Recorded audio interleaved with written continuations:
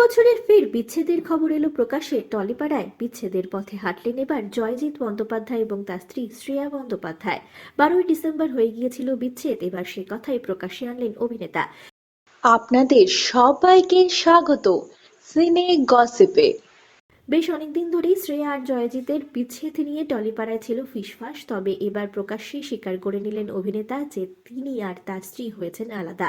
একটি জনপ্রিয় সংবাদ মাধ্যমে জয়জিৎ জানান, 12ই ডিসেম্বর আমাদের ডিভোর্স হয়ে গিয়েছে। অভিনেতা আরও বলেন, 2 বছর ধরে আমরা আলাদা ছিলাম। এখানে কারোর প্রতি কারোর রাগ নেই, হিংসা নেই। দুজনে যৌথভাবে সিদ্ধান্ত নিয়েছি বিয়ে ভাঙার।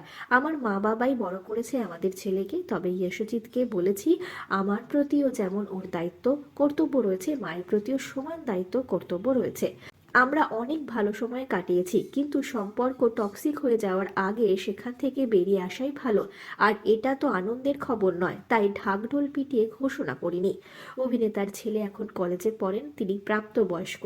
তাদের সংসারের আঁচ যেন ছেলের ওপর না পড়ে, তাই অভিনেতা এই খবরটি প্রথমে চেপে গিয়েছেন। তিনি চাননি এ বিষয়ে বেশি লেখালেখি হোক। অরিজিৎ আরও জানিয়েছেন, এতদিন কাউকেই জানাইনি, কারণ বিষয়টা এত পাবলিক করতে চাইনি। এটা আমাদের ব্যক্তিগত সিদ্ধান্ত। তবে যারা ভালোবাসেন তাদের জন্য বলছি, ইয়েস, ইটস ওভার। বিচ্ছেদ হলেও ইয়শজিৎ থাকবেন বাবার কাছেই। আপাতত নয়, ছেলে আমার কাছেই ছিল, আছে আর থাকবে। এটা আমার আর আমাদের সিদ্ধান্ত নয়, এই সিদ্ধান্ত ছেলেই নিয়েছে। ও আমার কাছেই থাকতে চায়, তবে মায়ের কাছেও ও যায় এবং যাবে।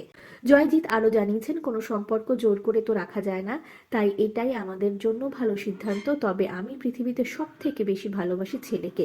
ও এখন আমার জীবনের প্রথম প্রায়োরিটি। একটাই কথা বলতে পারি, মা বাবা ছেলেকে নিয়ে আমি দিব্যি আছি। মা বাবার সম্পর্ক ভেঙেছে, তার প্রভাব কি পড়েছে ইয়শজিতের ওপর? অভিনেতা জানিয়েছেন, ছেলের ডিসিশন, ছেলে কার কাছে থাকবে। সে এখন প্রাপ্তবয়স্ক, আমাদের সঙ্গে আছে, মায়ের সঙ্গেও যোগাযোগ আছে, সে তার মায়ের কাছেও যায়।